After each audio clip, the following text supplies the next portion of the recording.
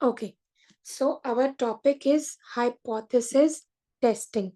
We talked a lot about how do we collect data, what methods do we adopt to collect those data. Now, what do we do once the data is collected? You all have made questionnaires. hmm? You will collect the responses, but what to do with all those responses? Okay, you will test those uh, claims. Okay, for example आपने अपनी research का कोई objective बनाया है, उस objective के accordingly आपने hypothesis develop करते हो आप, और हाइपोथेसिस डेवलप करने के बाद उन हाइपोथेसिस के ऊपर क्वेश्चनर बनाते हो, सर्वे करते हो या इंटरव्यूज करते हो, and then you collect, you administer that questionnaire and you collect the responses. आपने 500, 1000, 600, 700 responses कलेक्ट कर लिए. अब उसको करना क्या है, उसको टेस्ट कैसे करना है? So now we are coming to the testing portion which starts from this lecture. Okay, सबसे पहले हाइपोथेसिस होता क्या है? ठीक है, हाइपोथेसिस होता है एक स्टेटमेंट जो टेस्टेबल हो, मीन्स जो टेस्ट की जा सकती हो. Okay, it is a specific testable statement about the expected relationship between two और more variables. Okay, in simple words we say it is a tentative guess. जब आप कोई रिसर्च करने जा रहे हो किसी प्रोडक्ट, किसी चीज के बारे में, ठीक है, सो आपको एक टेंटेटिव उसका गेस भी पता होता है कि इसका रिस्पॉन्स ये आना चाहिए, उसी के बेसिस पे तो मॉडल डेवलप करते हो. ठीक है, so before you collect data आप उसको, उसका गैस एक करते हो कि ठीक है ये इसका सॉल्यूशन होना चाहिए. For example, social media has an impact on consumer engagement. अब स्टडी तो कर रहे हैं सोशल मीडिया को, लेकिन हमें उसका टेंटेटिव गेस पता है कि क्या होगा. टेंटेटिव गेस होगा कि उससे कंज्यूमर एंगेजमेंट बढ़ती है ना. So this is a tentative guess. So ऐसी स्टेटमेंट जो कि टेस्ट करी जा सके, ठीक है, that is called hypothesis. For example,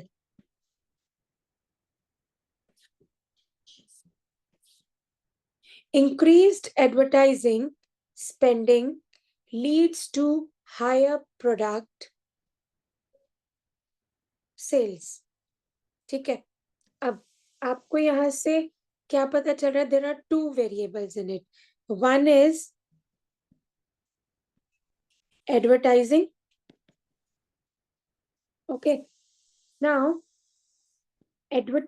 increase advertising, अगर एडवर्टाइजिंग को बढ़ाते हैं तो हमारे प्रोडक्ट की सेल्स जो हैं वो भी इंक्रीज होती हैं, right? So can you anybody tell me what is, there are two variables here. One is independent variable, another is dependent variable. Independent variable जिसको हम मॉडिफाई कर सकते हैं, जिसको हम ऊपर नीचे कर सकते हैं. So advertising is on our hand, it is called independent variable. Product sales is a dependent variable. जितनी ज्यादा एडवर्टाइजिंग करेंगे हो सकता है उतनी प्रोडक्ट की सेल्स बढ़े. So product sales is a dependent variable. Now ये तो हो गई वेरिएबल्स की बात. Let me tell you how this is a hypothesis. Hypothesis says increased advertising spending leads to higher product sales. अब देखो, हमने सिर्फ एक नहीं, ये हमने ऐसे नहीं किया कि हमने एडवर्टाइजिंग बढ़ाई और देखें क्या होता है उससे.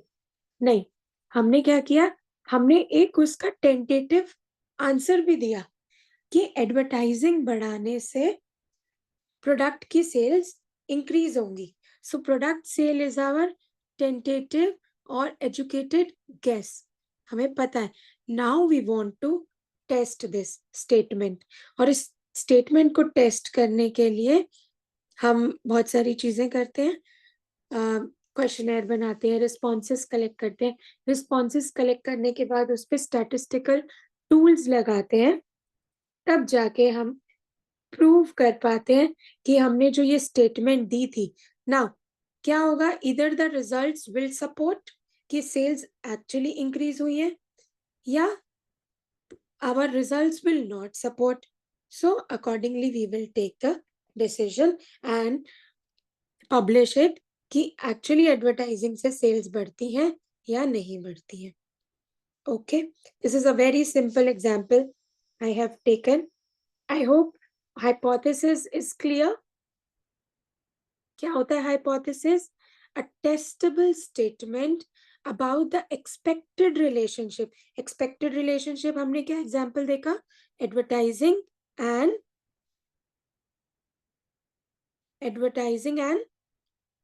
product sales Sales of product. between two or more variables. Okay.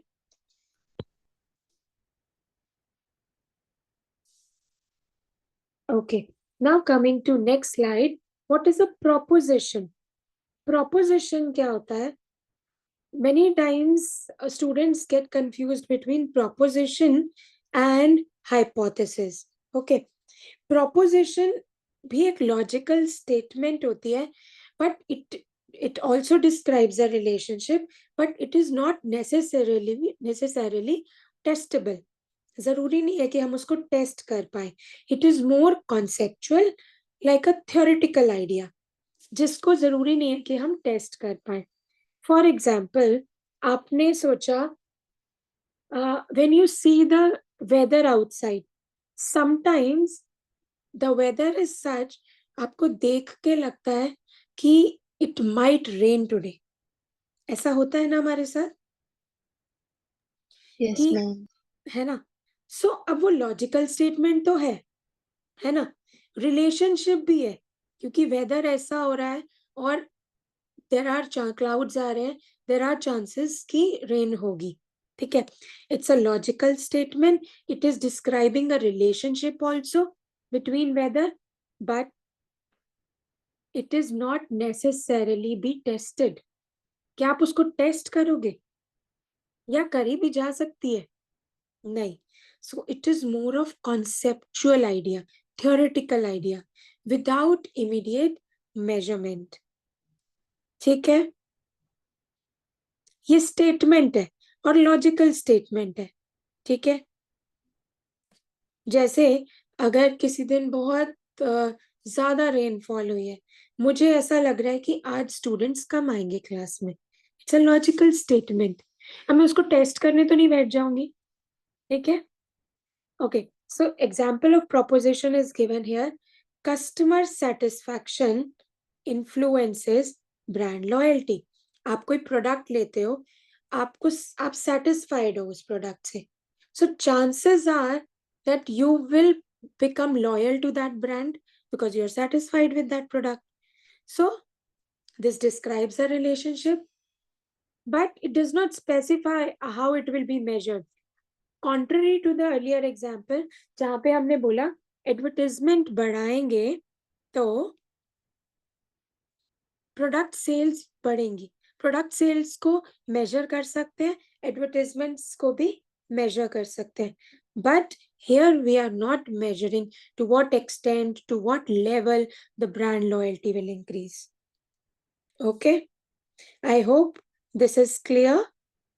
Propositions also. So propositions are general ideas.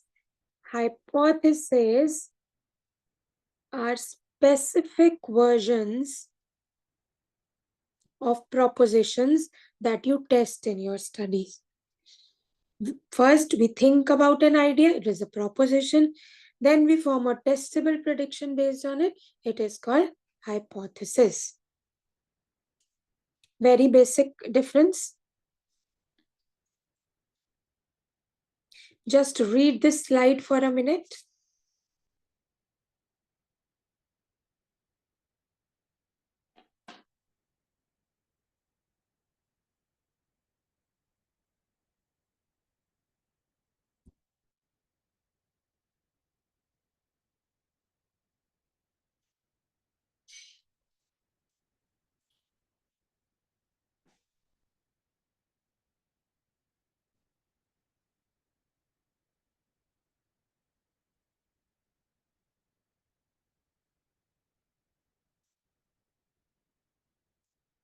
Okay, I hope it is clear now.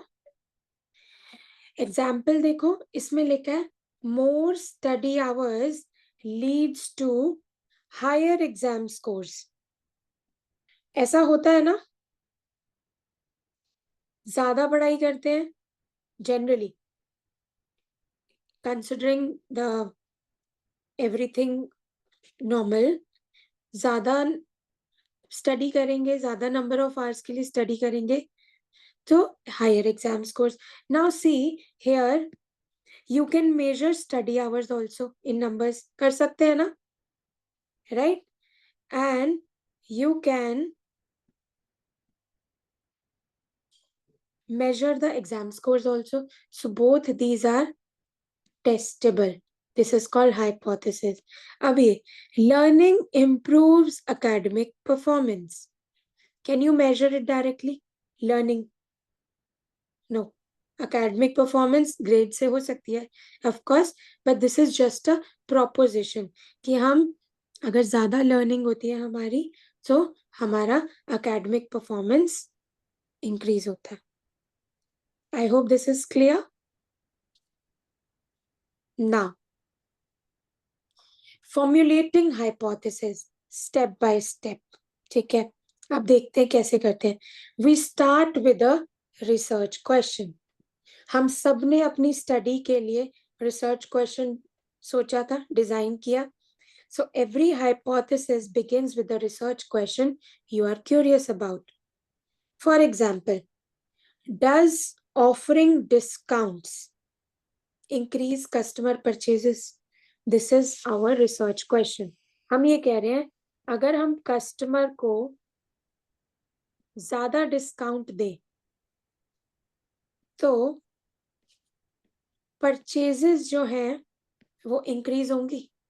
This is our research question, ठीक है? So we start always with a research question. Clear first thing?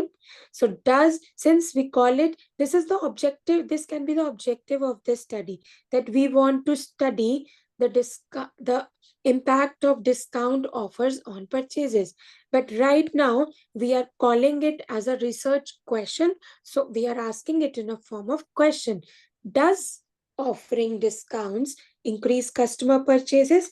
इसी को अगर मैं objective की form में कहती हूँ तो मैं ये कहती हूँ our objective of this study is to examine the impact of discount on customer purchases. Clear? सबसे पहले तो स्टडी का रिसर्च क्वेश्चन ऑब्जेक्टिव क्लियर होना चाहिए कि आप करना क्या चाहते हो. तो हम यहाँ से क्या करना चाहते हैं? डिस्काउंट देखना चाहते हैं. अगर ज्यादा डिस्काउंट देते हैं तो कस्टमर परचेजेस इंक्रीज होती है कि नहीं. Clear? Second step, identify the variables. ठीक है, मेनली 2 वेरिएबल्स होते हैं, ज्यादा भी हो सकते हैं. One is independent variable, another is dependent variable. We talked about just a while ago. Independent variable here is offering discount, जिसको हम चेंज कर सकते हैं, which is in our hand, independent. But customer purchases is a dependent variable. हम कम discount देंगे, हो सकता है कम कंज्यूमर परचेजेस हो. हम ज्यादा डिस्काउंट देंगे तो हो सकता है ज्यादा customer purchase करें. So this is independent variable. We see the impact of independent variable on customer purchases. Now, generally I said there are 2 main variables involved, independent variable and dependent variable. But independent variable can be many.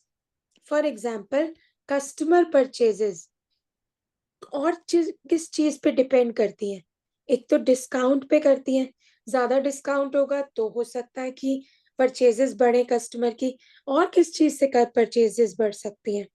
There are multiple factors. For example,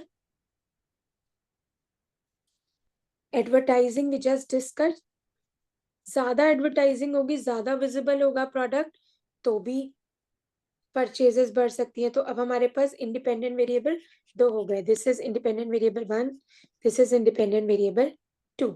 okay, what else can increase our purchases? आप सबने marketing पढ़ा है, या general common sense भी बताती है कि purchases consumer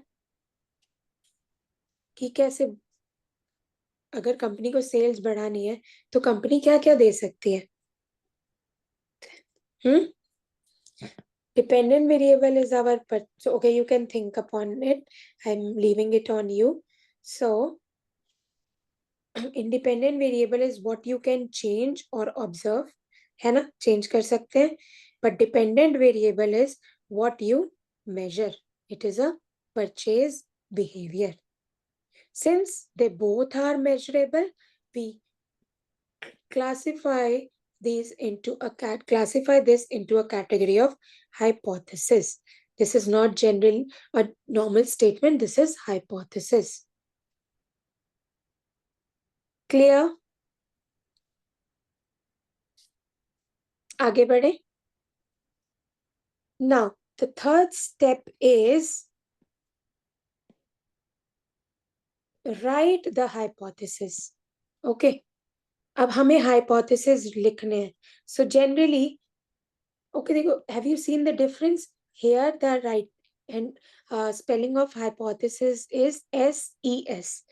Earlier, we were writing hypothesis. So when we talk about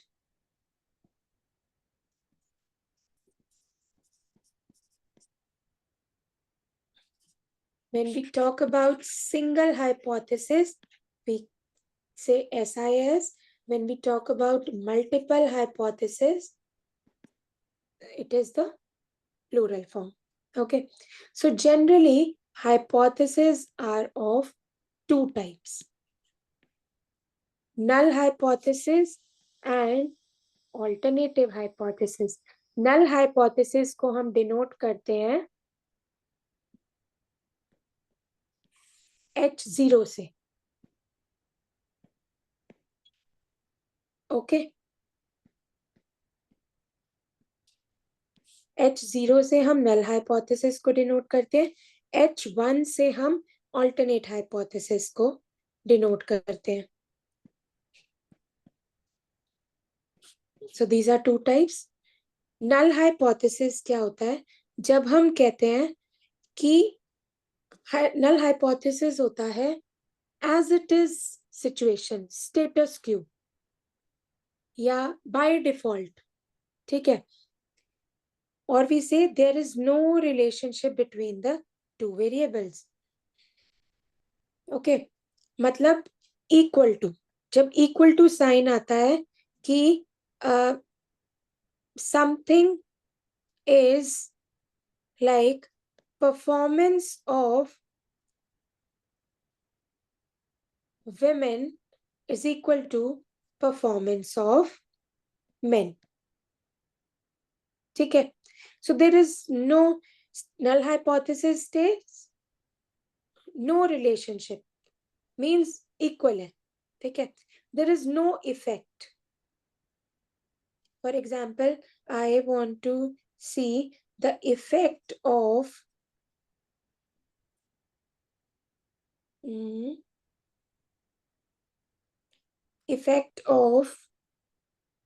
marketing strategies.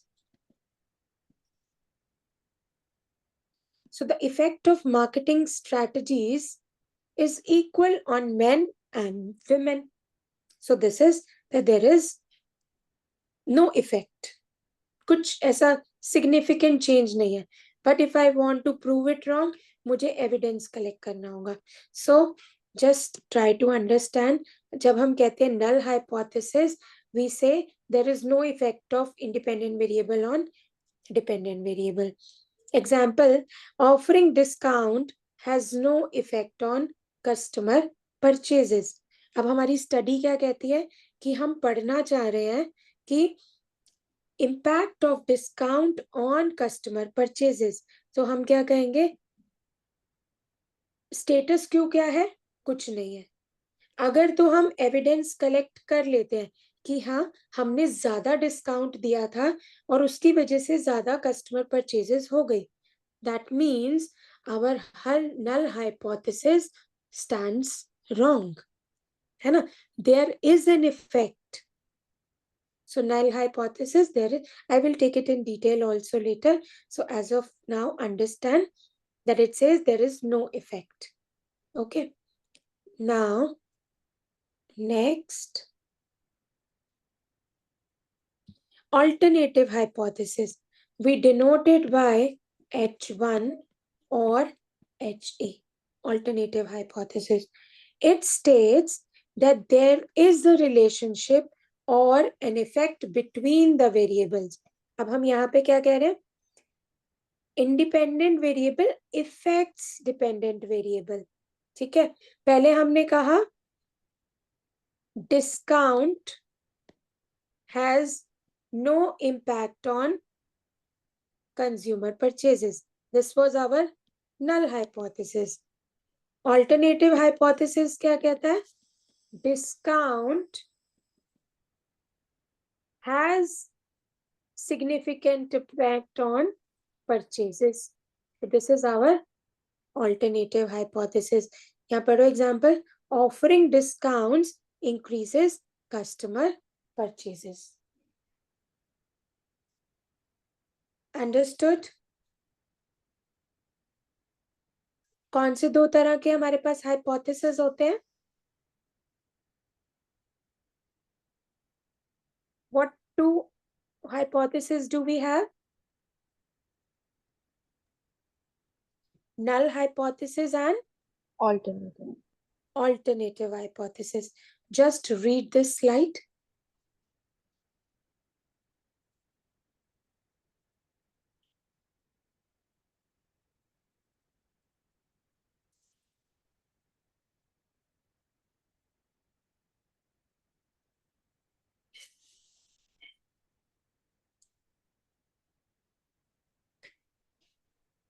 Okay, there is one point here. It says researcher's goal. हमारी स्टडी क्या है कि डिस्काउंट का इम्पैक्ट है कस्टमर परचेजेस पे, है ना. तो नल हाइपोथेसिस क्या कहता है कि डिस्काउंट से कुछ भी नहीं होता, purchases has nothing to do with discount. ठीक है, so our goal is, researcher's goal is to reject this, because हम स्टडी क्या करना चाह रहे हैं, हम स्टडी करना चाह रहे हैं कि डिस्काउंट का इम्पैक्ट है. सो ऑल्टरनेटिव हाइपोथेसिस क्या कहता है, discount is a very important factor in driving purchases. ठीक है, सो हम इसको राइट प्रूव करना चाहेंगे, सपोर्ट इसके अगेंस्ट कलेक्ट करना चाहेंगे और इसको नेगेटिव प्रूव करना, इसको रिजेक्ट करना चाहेंगे. So test is always done to reject the null hypothesis so that we can accept the alternative hypothesis and we can say that we have sufficient evidence to prove. Sufficient evidence कहाँ से आएगा, जब data collect करेंगे. So we have sufficient evidence to prove that yes discounts increase customer purchases. बच्चे, हो सकता है ये पहली बारी में आप लोगों को चीजें नहीं समझ में आए, बट एटलीस्ट दूसरी बार जब इसको पढ़ोगे अपने आप या सुनोगे, so it will clear in your mind. ठीक है, डिफिकल्ट बिल्कुल भी नहीं है. It's just that there is a sequence of understanding it, right. Please explain researcher's goal again. Researcher's goal, researcher का गोल क्या होता है कि नल हाइपोथेसिस को रिजेक्ट करना. ठीक है, नल हाइपोथेसिस क्या था कि discount has nothing to do with customer purchases. Purchases जो हैं वो डिस्काउंट पे डिपेंडेंट नहीं है.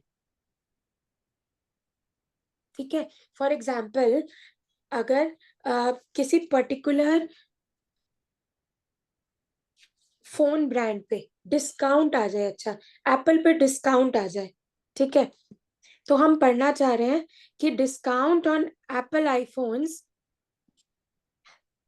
Increases the sales of Apple phones, ठीक है, या कस्टमर की परचेजेस ज्यादा हो जाती हैं। अब हम नल हाइपोथेसिस कहते हैं कि नहीं, डिस्काउंट से कुछ नहीं होता, जिसको आईफोन लेना है वो वैसे ही लेगा, ठीक है, बट हम स्टडी क्या करना चाह रहे हैं, हम स्टडी ये करना चाह रहे हैं that impact of discounts on iPhone increases customer purchases. This is our objective. हम इसी को ही तो पढ़ना चाह रहे हैं। अब हम करेंगे क्या क्या क्या करेंगे, हम एक तो डिस्काउंट्स को मेजर करेंगे कि कितने डिस्काउंट दिए, ठीक है, फिर हम कस्टमर की परचेजेस को मेजर करेंगे कि हाँ हमारी परचेजेस अगर कस्टमर की बढ़ी है और हमने डिस्काउंट बढ़ाया है, दोनों चीजें अगर साथ में बढ़ी है, that means there is a significant impact. Okay, so हमारा ऑल्टरनेटिव हाइपोथेसिस जो होता है वो ये कहता है yes, discount leads to increased customer purchases, ठीक है। अब आप इसमें से मुझे बताओ, आप अपनी स्टडी के लिए किस चीज को चाहोगे कि एक्सेप्ट हो जाए और क्या चीज एक्सेप्ट नहीं हो।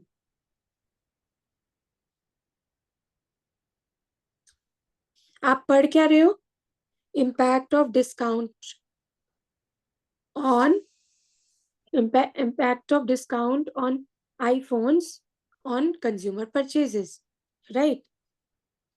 तो आप यही चाहोगे ना कि डिस्काउंट और परचेजेस का कोई रिलेशन निकल के आए और वो पॉजिटिव रिलेशन निकल के आए, ये पढ़ना चाहोगे, am I right? सो आप किसको सपोर्ट करना चाहोगे, ऑल्टरनेटिव हाइपोथेसिस को कि हाँ डिस्काउंट के बढ़ने से कस्टमर परचेजेस बढ़े, बट और किसको रिजेक्ट करना चाहोगे कि डिस्काउंट का कोई इम्पैक्ट नहीं है परचेजेस पे, this you would like to refuse, this you would like to support, right. But हम अपने दिमाग में, this is a very important point in research, हम अपने दिमाग में, हमें पता तो है कि टेंटेटिव गेस है ये कि बढ़ती है, लेकिन हम उसको प्रूव करने के लिए कोई मैनिपुलेशन नहीं करेंगे। हो सकता है जब हमने डेटा कलेक्ट करें, हम हमारे पास एक्चुअली रिजल्ट्स ऐसे आए कि जो हमारे अल्टरनेटिव हाइपोथेसिस को सपोर्ट नहीं करते हैं, कि डिस्काउंट से एक्चुअली कुछ नहीं होता, आईफोन यूजर्स जो हैं उन पे डिस्काउंट आए चाहे नहीं आए, कस्टमर जो है वो परचेज करता ही है क्योंकि वो लॉयल है एप्पल के टूवर्ड्स। सो इस स्टडी में हम क्या कहेंगे, we fail to reject the null hypothesis.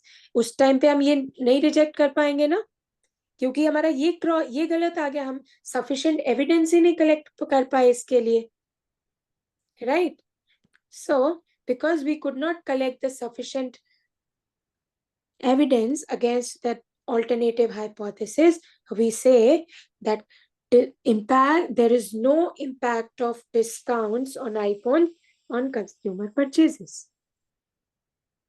Is this clear, Vanshika? Yes, ma'am. Thank you. Slightly? Good. कोई नहीं, मैंने I told you before also कि this is something, it will take time, these concepts will take time to sink in, right?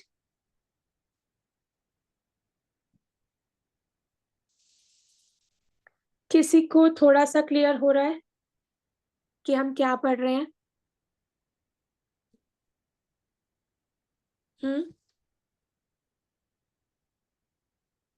Good, good. अगर अभी class में 50% भी समझ में आ रहा है, that means job is done, ठीक है, बिकॉज आई टोल्ड यू कि ये थोड़ा सा एक बारी फिर से गो थ्रू करना, आपको और ज्यादा बेटर समझ में आएगा. Can I take a break of 2 minutes?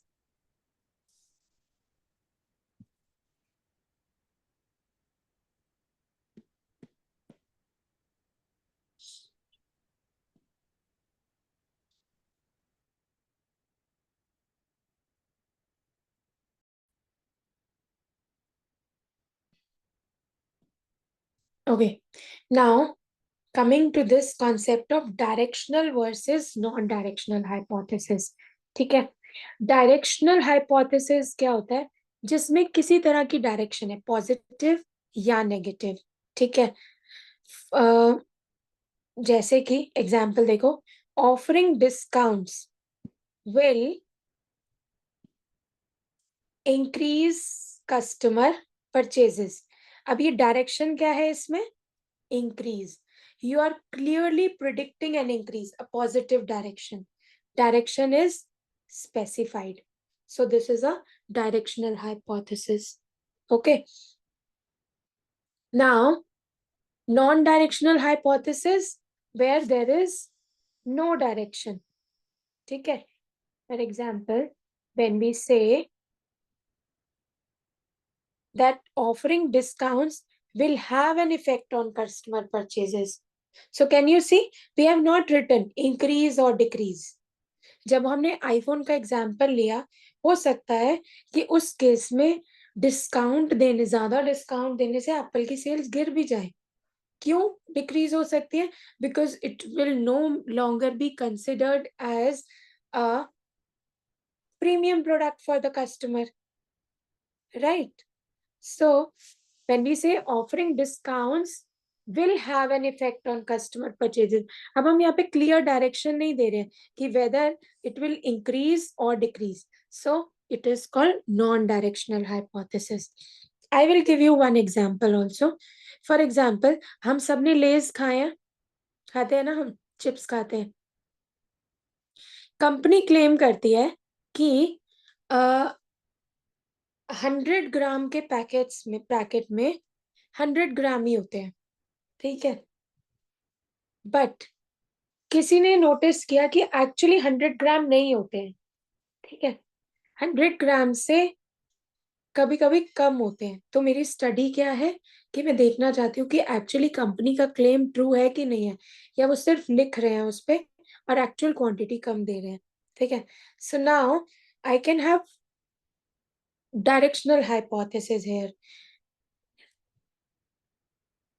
Directional hypothesis क्या होगा कि जितने डायरेक्शनल, अगर मैं डिक्रीज की बात कह रही हूँ कि कंपनी का क्लेम है कि 100 ग्राम्स, और लेकिन उसमें कम निकल रहे हैं. ठीक है, so I am giving a directional high, decrease हो रहा है. और किसी चीज में, जैसे हमने अभी डिस्काउंट वाले केस में हायर वाला डायरेक्शन लिया कि offering discount increases the customer purchases. So there is a direction I am giving to here. Okay, now read this slide.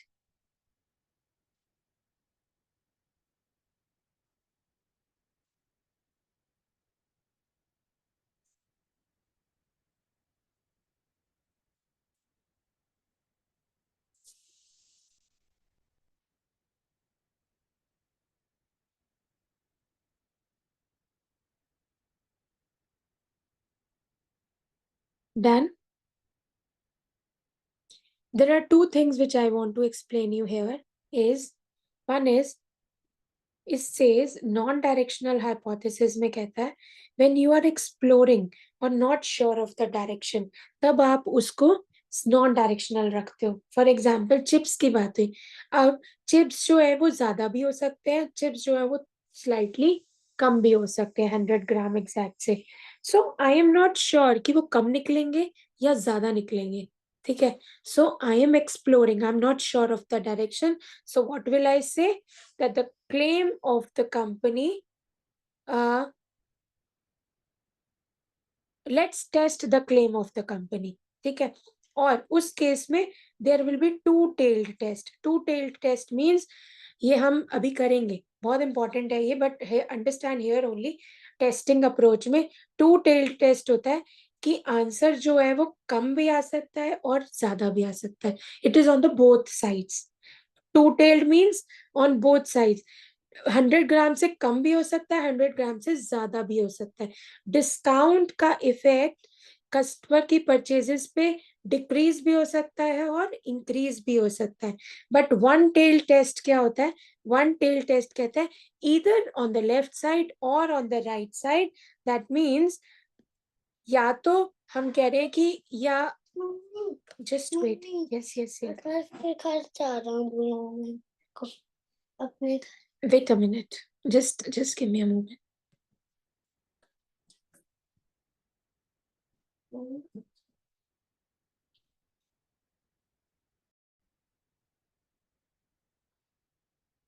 Okay.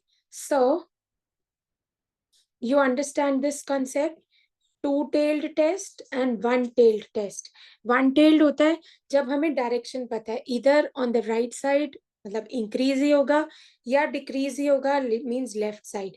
जब हमें नहीं पता कि इंक्रीज आएगा इफेक्ट या डिक्रीज आएगा, so we conduct two tail test. Okay.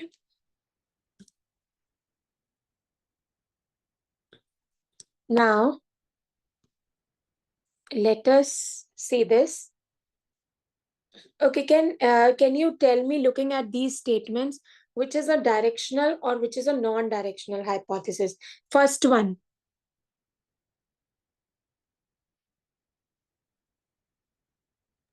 Directional. Directional. कौन सा टेस्ट लगेगा इस पे?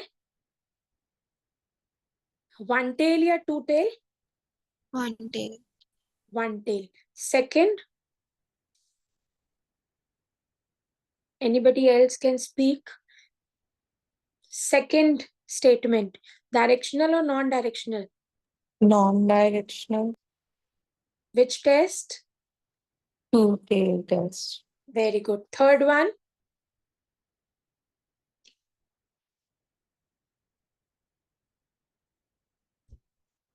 Third one. Directional. Directional. Very good. Directional means one tail test. Fourth is non-directional, two tail. Okay. Fifth one is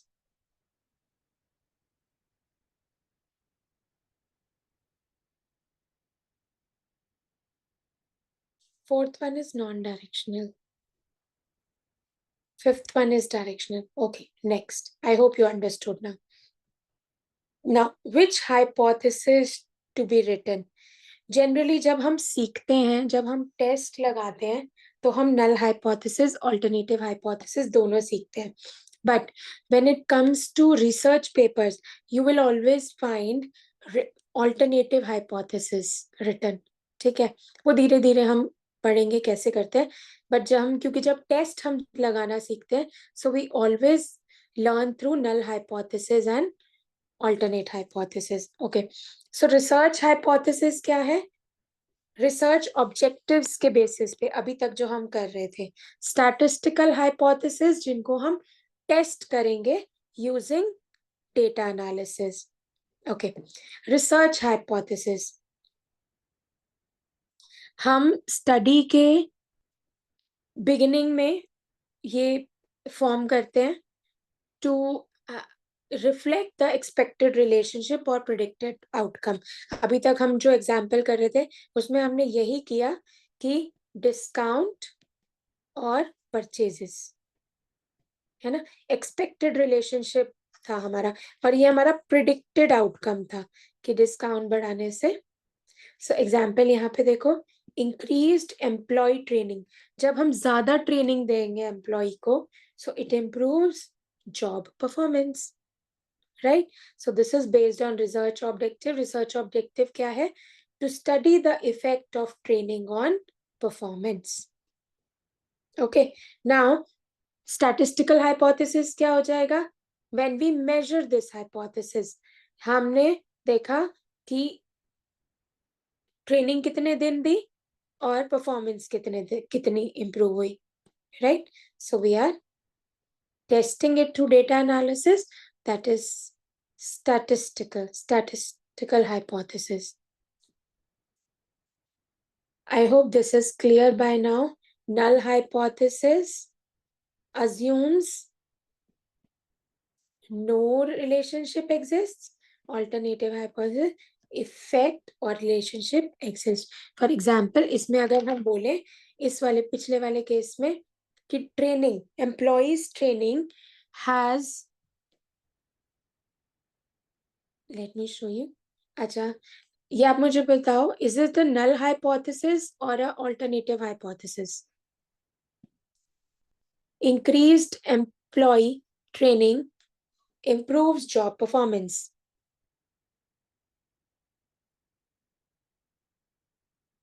Any guess? Employee alternative. Why is it alternative? And why is it not null? Because it is measuring the effect. Yes.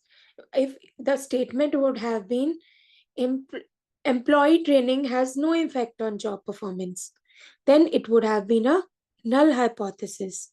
Right now, it is an alternative hypothesis जिसमें हम कह रहे हैं कि increased employee training improves job training. Right? So, alternative hypothesis assumes an effect or relationship exists, but a null hypothesis assumes that there no relationship exists. Okay? Now, in real data analysis, ये बहुत important है अब चीजें कि हम test कैसे करेंगे. In real data analysis, we always challenge the null hypothesis. ठीक है? हम क्या करते हैं? चैलेंज करते हैं नल हाइपोथेसिस को. नल हाइपोथेसिस हमारा क्या था कि discount has no impact on purchases. इसको चैलेंज करेंगे ना हम, राइट? कि डिस्काउंट का कोई इम्पैक्ट नहीं है परचेजेस पे. Discount on iPhones has no impact on increase customer purchases. This is a null hypothesis. We challenge this and we try to find enough evidence to reject null hypothesis. कैसे? हम चाहेंगे कि ये reject हो जाए, है ना? हम एविडेंस कलेक्ट करेंगे. एविडेंस क्या कलेक्ट करेंगे?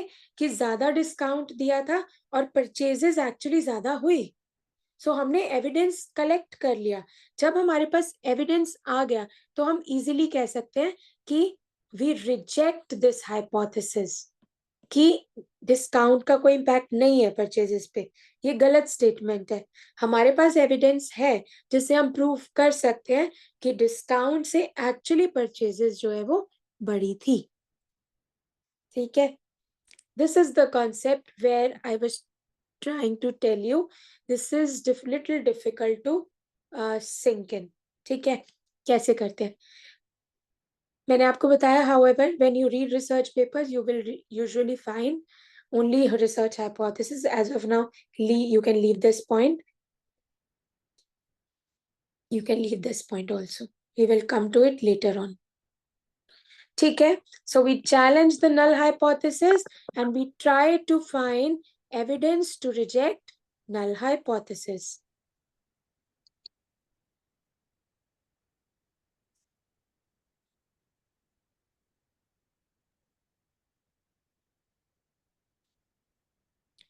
Okay, we can identify here social media advertising improves customer engagement. Is it a null or alternative?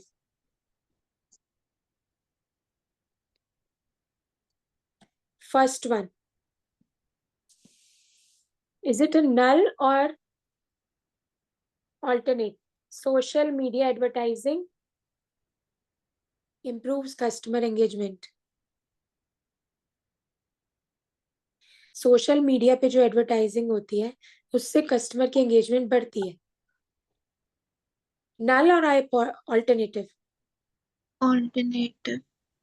Alternative. Second one, there is no relationship between employee job satisfaction and productivity. Employee satisfied है अपनी job से और productivity, इसका There is no relationship between null or alternative. Null. Null. Higher financial literacy leads to better investment decisions. अगर हमें ज्यादा पता होगा चीजों के बारे में तो क्या हम बेटर इन्वेस्ट डिसीजन ले पाएंगे? Null or alternative hypothesis? Alternative. Alternative. अब आप देखो, हम हमेशा एविडेंस जो है वो अल्टरनेटिव हाइपोथेसिस के लिए कलेक्ट करते हैं. Now try to understand this concept. Evidence जो है हम we will always collect for alternative hypothesis और चैलेंज करते हैं हम नल को, है ना. अब जैसे ये है, आपने बोला higher financial literacy leads to better investment decision among young adults. मतलब ऑल्टरनेट हाइपोथेसिस है, इसका नल हाइपोथेसिस होगा कि financial literacy has no impact on investment decisions among young adults. ठीक है, नल हाइपोथेसिस है, उसको चैलेंज करेंगे, एविडेंस कलेक्ट करेंगे कि यस, जो लोग ज्यादा फाइनेंशियली लिटरेट हैं, जिनको ज्यादा पता है, ठीक है, वो बेटर इन्वेस्टमेंट डिसीजंस ले पाते हैं. हम इसके लिए क्वेश्चनर बनाएंगे और हम क्वेश्चंस डालेंगे and we will see the people who are actually financially literate, they are able to make better investment decisions. So here we are trying to collect evidence for our study. So evidence collect कर रहे हैं, ये हमारी study का objective है. और ये alternative hypothesis है. जब इसके अगेंस्ट इसमें हमें एविडेंस मिल गए कि यस, जिन लोगों को ज्यादा पता था, जो फाइनेंशियली लिटरेट थे, वो ही बेटर डिसीजन ले पाए, तो हम ये कहेंगे we have sufficient evidence to prove that yes, financial literacy leads to better investment decisions among young adults. Therefore, on this basis, we reject the null hypothesis and accept the alternative hypothesis, क्योंकि हमारे पास evidence आ गया.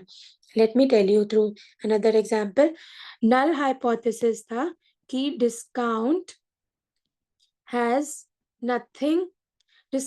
no impact on purchases.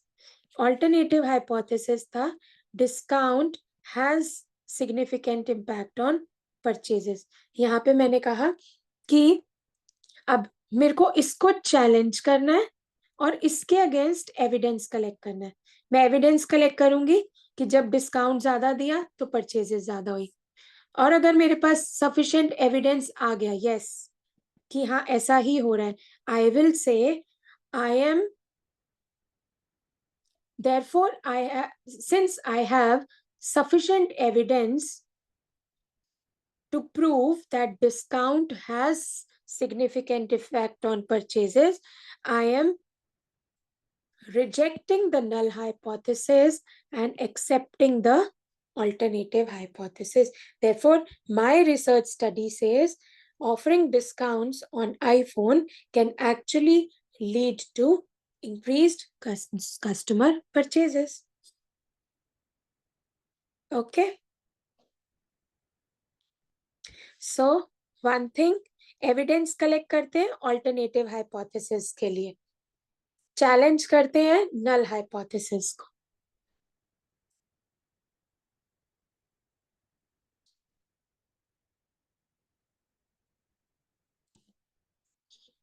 Okay, let's learn about normal distribution.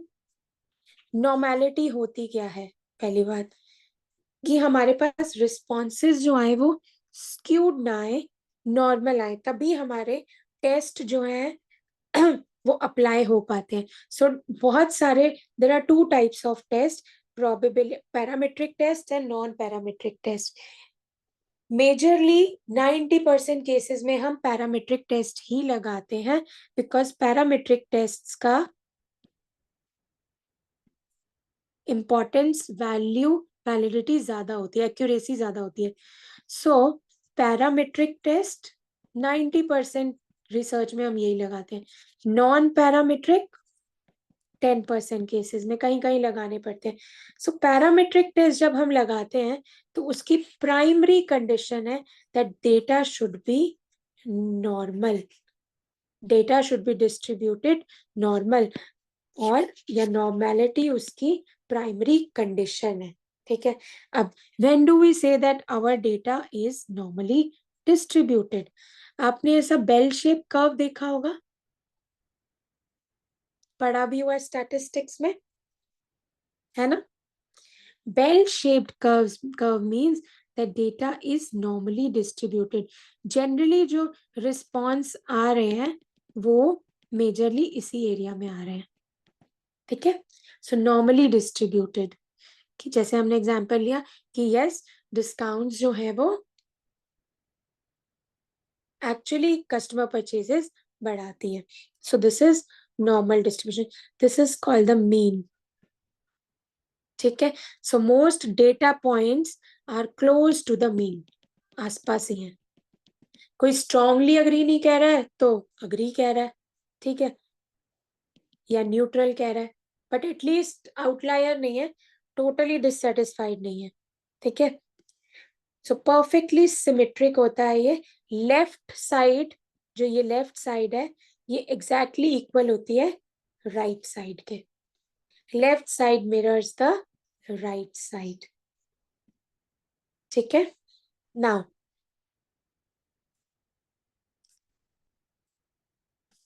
यहाँ देख सकते हो आपके इसके features. This I will explain you later, but you can read these 3 things.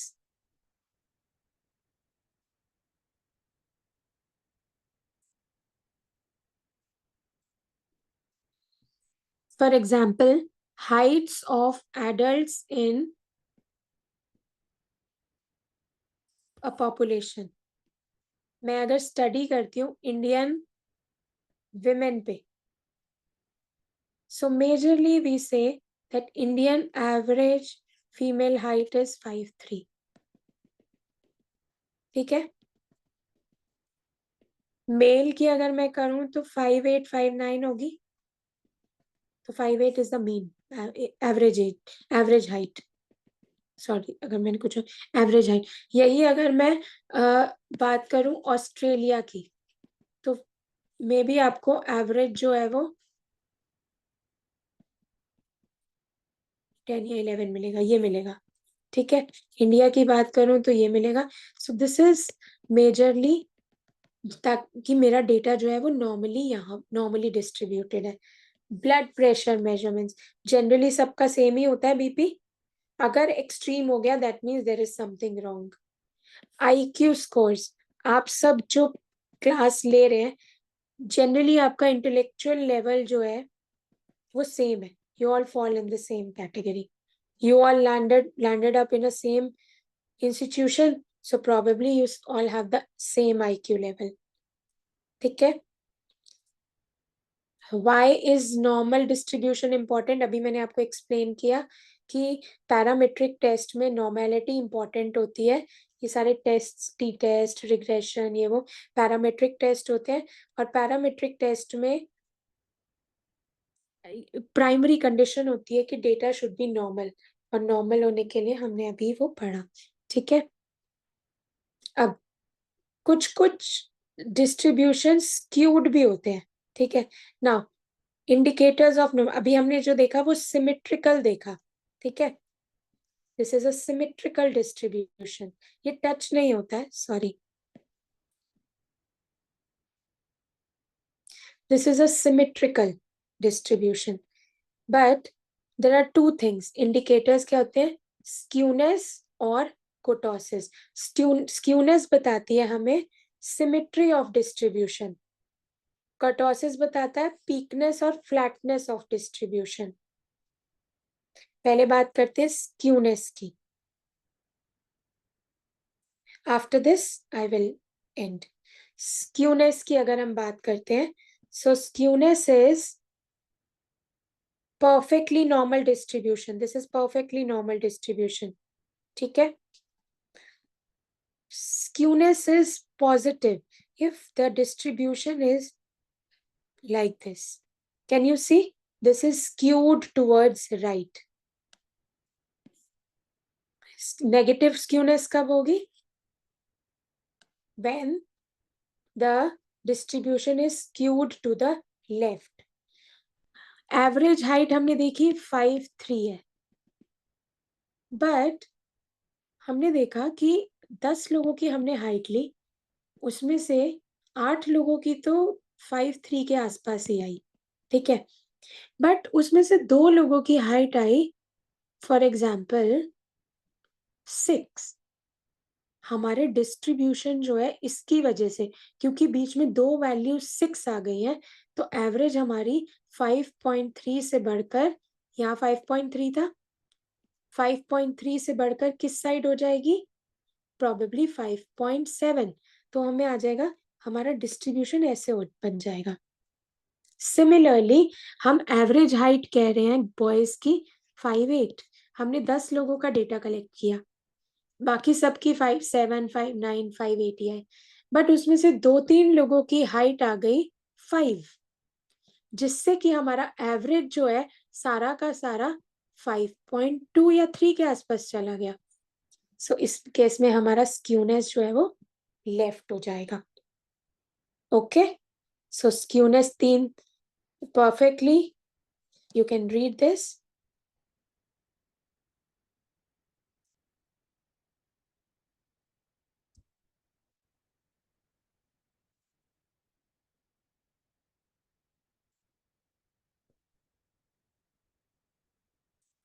Positive कब होगा स्क्यूनेस?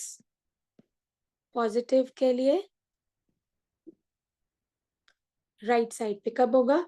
Income distribution. आपने देखा है इंडिया में इनकम डिस्ट्रीब्यूशन जो है, अगर हम पर कैपिटा इनकम निकालें, बाकी सब लोगों की तो एवरेज फॉर एग्जांपल मुझे नहीं पता कितनी है, वो आए, और क्योंकि उसमें हम सारे अगर बिलियनियर्स की भी ज्वाइन कर दें तो हमारा इनकम डिस्ट्रीब्यूशन टुवर्ड्स राइट आ गया. That means this is positively skewed.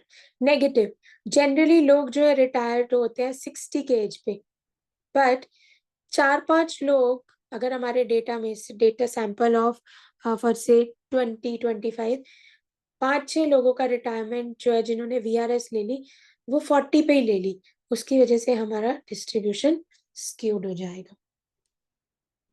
Okay, next kurtosis. बस ये पढ़ रहे हैं.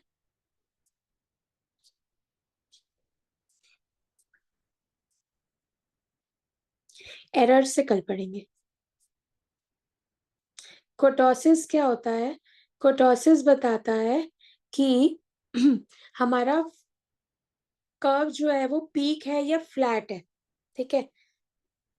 इन a perfect normal distribution kurtosis is equals to 3, but often reported, वो बाद में हम statistics में करेंगे, if kurtosis is high more than 3, the distribution is more peaked. We call it as leptokurtic. Distribution is flatter, we say it is platykurtic. Sorry. So this is normal, this is platykurtic, this is leptokurtic. Okay. You can read this.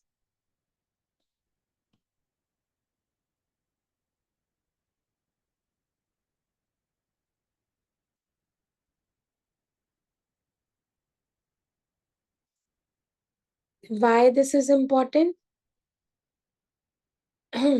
Normality की conditions है कि हमारा distribution जो है वो normally distributed है. अगर नहीं है दैट मीन्स हमें डेटा सैंपल साइज और बढ़ाना पड़ेगा. वो मैं सब बताऊंगी कि कैसे होता है. सैंपल साइज और बढ़ाना पड़ेगा ताकि हमारा डेटा नॉर्मल होता जाए. देखो 10 के केस में if you are taking a sample of 10 जिसमें से हाइट आ गई 2 लोगों की डिफरेंट आ गई, बहुत जल्दी हमारा स्क्यूनेस जो है वो डेविएट कर जाएगी। बट यही डेटा अगर 100 का हो और 100 में से अगर 2 नंबर थोड़े से अलग हो तो वो एवरेज को इतना इफेक्ट नहीं कर सकते। सो ये सेंट्रल लिमिट थ्योरम होती है हमारी, जिसमें कि हम कहते हैं कि bigger the size of the sample leads to normality. ठीक है, तो तभी हम रिसर्च में ऐसा नहीं करते कि हमने for example 10,000 students are there in commerce in Delhi University. I can not say कि मैंने 10 लोग लिए और उनका सर्वे कर लिया, सैंपल 10 लोगों का लिया, उनका सर्वे कर लिया और जनरलाइज कर दिया result. No, my sample has to be big enough so that normality comes. हो सकता है उस 10 में से 5 लोग नेगेटिव रिव्यू दें, तो मेरा तो नॉर्मली डिस्ट्रीब्यूशन नहीं आएगा। सो अगर वही 100 होंगे तो उसमें से 90 ने एक जैसा दिया, 10 ने डिफरेंट दिया, तो हो सकता है कि मेरा डिस्ट्रीब्यूशन जो है वो नॉर्मल आ जाए। Okay, other test of normality are Shapiro Wilk test, आपने अभी करना नहीं है, बाद में करेंगे। कोल्मोगोरोव स्मिर्नॉफ टेस्ट, ये छोटे सैंपल के लिए होता है, ये लार्ज सैंपल्स के लिए होता है, जनरली यूज होता है। ये जार्क्यू-बेरा टेस्ट जो होता है, this is generally for time series data, उसके लिए होता है ये। So we don't go into detail. So this is it from my side. If you have any questions, you can ask.